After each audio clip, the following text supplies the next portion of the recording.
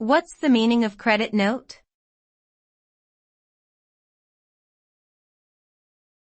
Credit note.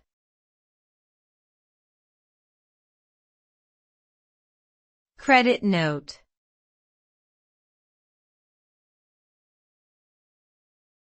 Credit note.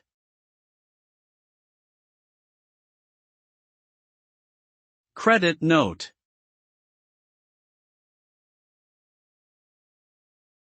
A credit note is a document issued by a seller to a buyer, indicating that the seller owes the buyer money. It can be used in various situations, such as when goods are returned, when an overpayment has been made, or when a discount is given.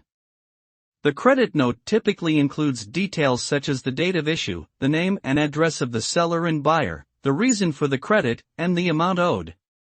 The buyer can then use the credit note to offset future purchases or request a refund of the credited amount.